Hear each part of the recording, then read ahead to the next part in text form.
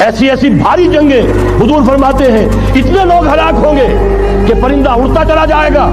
اترنے کی جگہ نہیں ملے گی، لاشیں ہی لاشیں ہوں، یہ شکل ہونے والی ہے۔ اور میں تو چونکہ ایک مضمون اور کتابچے کی شکل میں بھی شائع ہو چکا ہے